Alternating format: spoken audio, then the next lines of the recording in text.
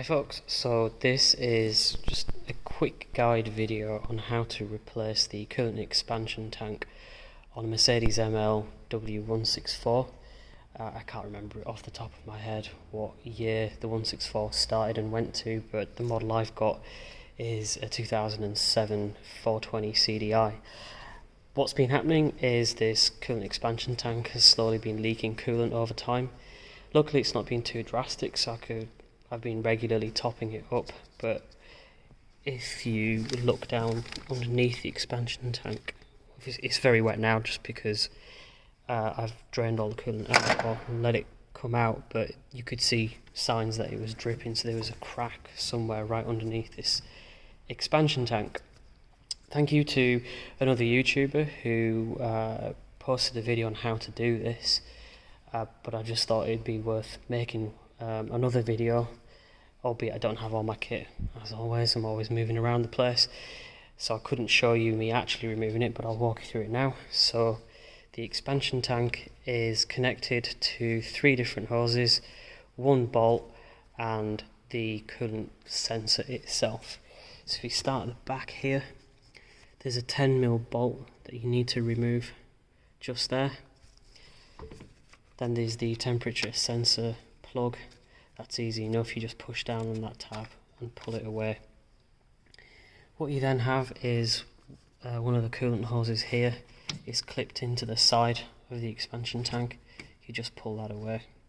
There's another coolant hose situated at the top, and then there is another coolant hose just down there where my finger's pointing that connects to this part here.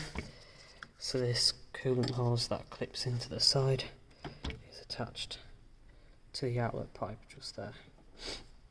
Now, once you've taken that bolt off and taken this out and unclipped this hose from the side, you need to take the clamps off of all of the hoses.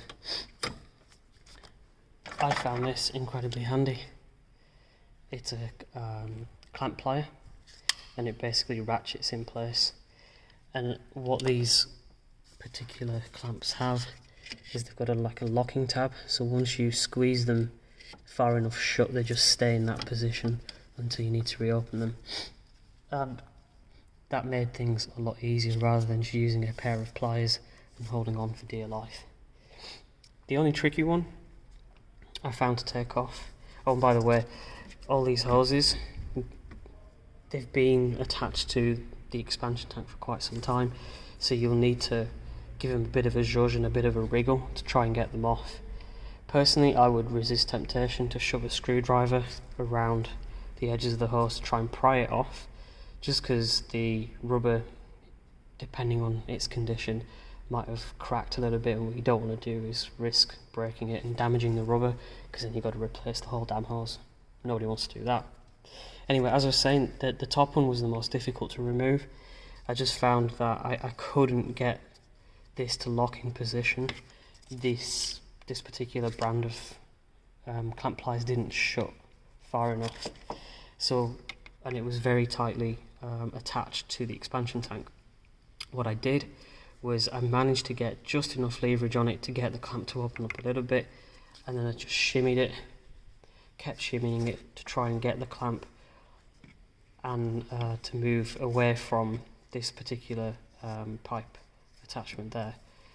So it was there, I managed to shimmy it all the way along here, at which point it came off, and then so did the row hose effectively, thankfully without damaging it.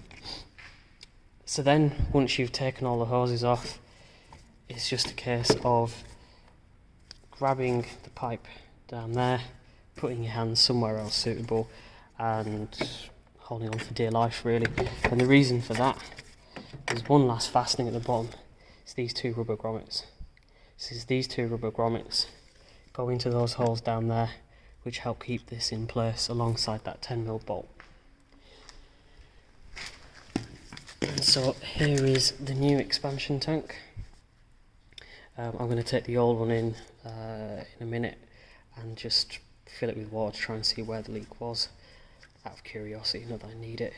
One thing to note is that If you've got damaged rubber grommets, you'll need to buy new ones because the new expansion tanks tend not to come with them.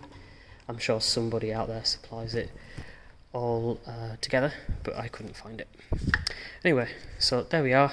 Just a simple process of going back through all of that in reverse, fingers crossed nothing goes wrong, and then topping it back up with coolant, turning the ignition on, get the water pump going and start the car.